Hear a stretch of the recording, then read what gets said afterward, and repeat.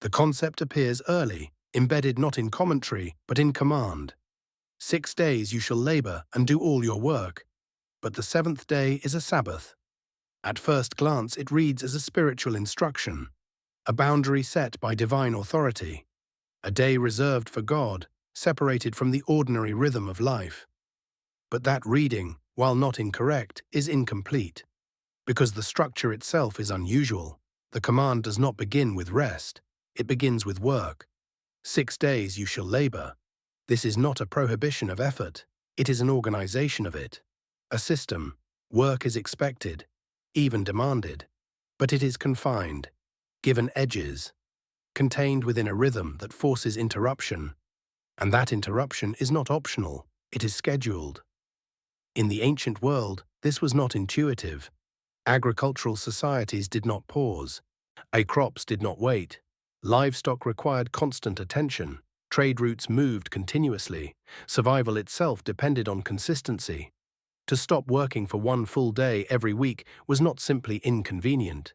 It was economically irrational. Or at least, it appeared that way. And yet, the Jewish people insisted on it. Not occasionally, not symbolically, but with precision. Every seventh day, without negotiation, which raises a quiet but important question. What did they understand about work that others did not? To approach this, we must step away from modern assumptions. Today, rest is often seen as recovery, a response to fatigue, something earned after effort has been exhausted.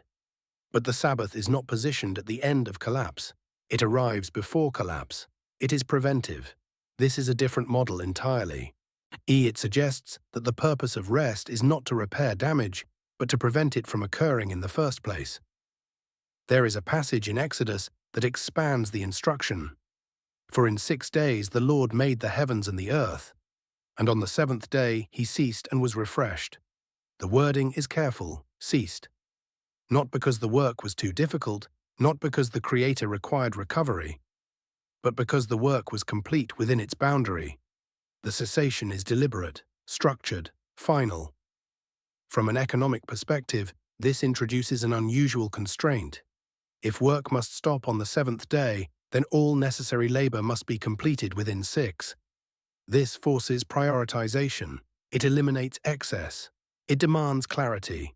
There is no room for endless revision, unnecessary expansion, or inefficient cycles. The presence of a fixed stopping point compresses activity into what is essential. Modern productivity systems attempt to replicate this artificially. Deadlines, quotas, time blocks. But in the Sabbath structure, the boundary is not flexible. It is absolute, and because it cannot be moved, behavior must adapt around it, not the other way around. Consider what happens in the absence of such a boundary.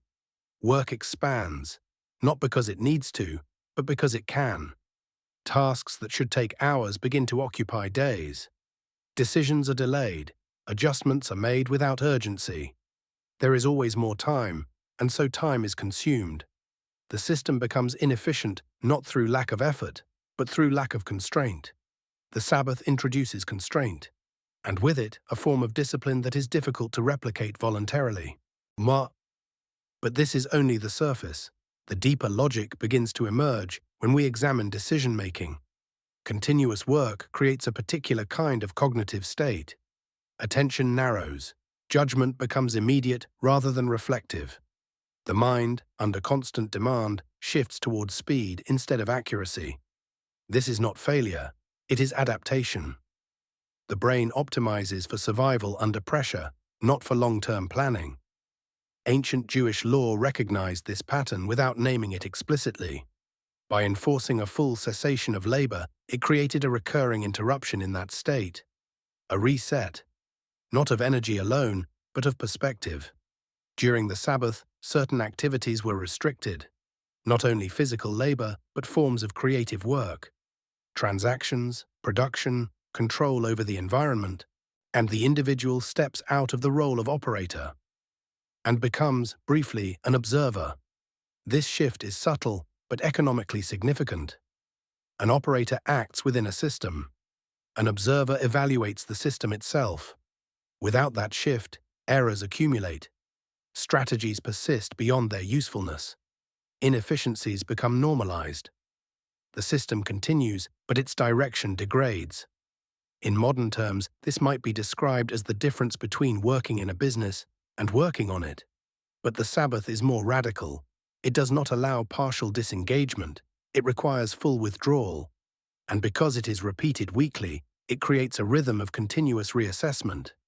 There is also a social dimension. In the biblical command, rest is not limited to the individual.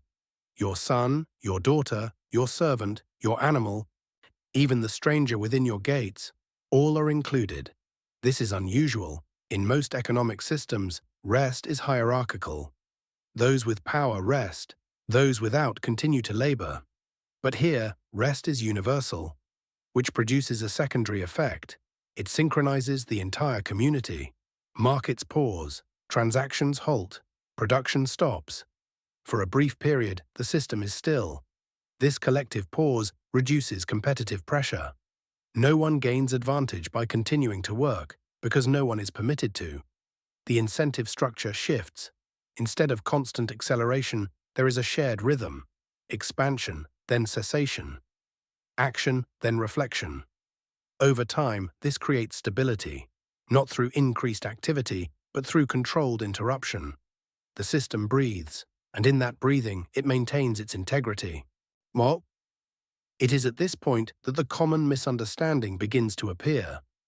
Many interpret the Sabbath as a sacrifice, a day of lost productivity, a reduction in potential output. From a purely linear perspective, this seems reasonable. If one works 6 days instead of 7, total hours decrease, and if output is tied directly to hours, then output should decrease as well. But this assumes that productivity is linear, that more time always produces more value.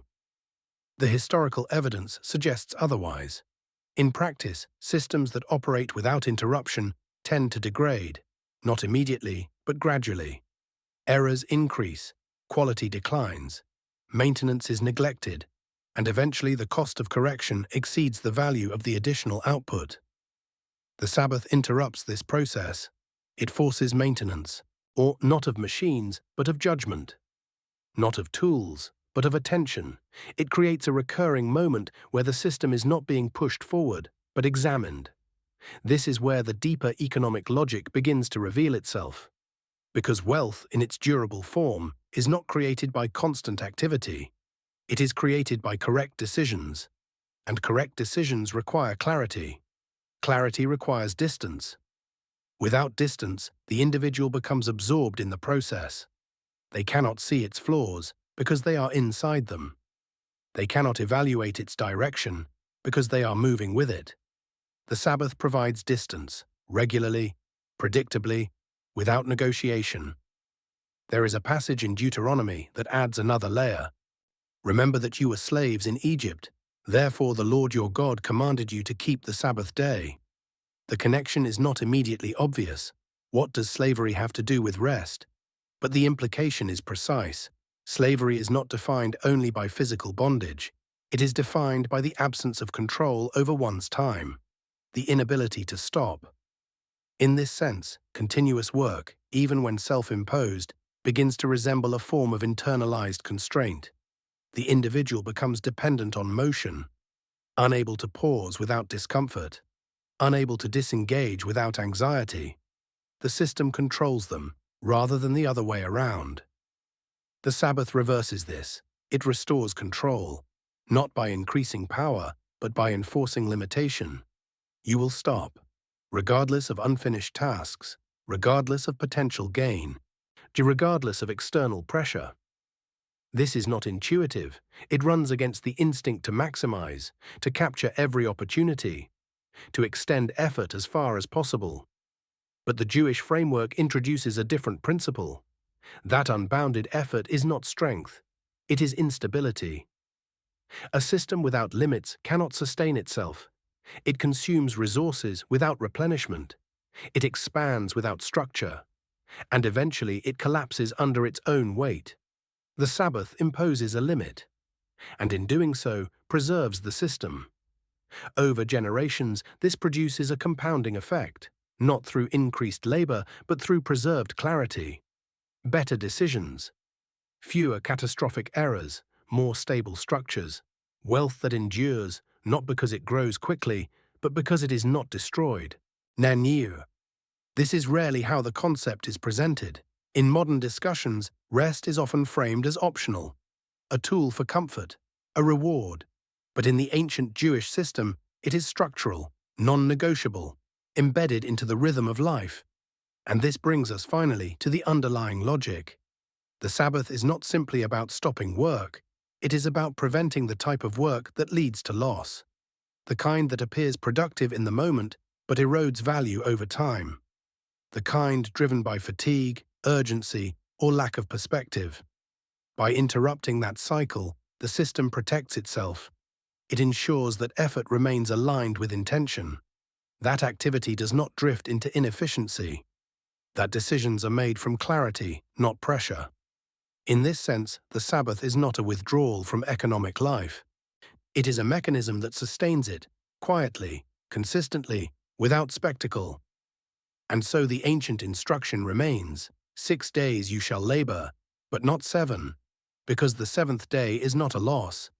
It is the boundary that makes the other 6 effective. Without it, work continues. But its quality declines, its direction falters, its returns diminish. With it, something less visible begins to form, a rhythm, a structure, a discipline that does not rely on constant effort, but on controlled interruption. And in that interruption, a different kind of wealth is preserved, not the kind that appears quickly, but the kind that does not disappear.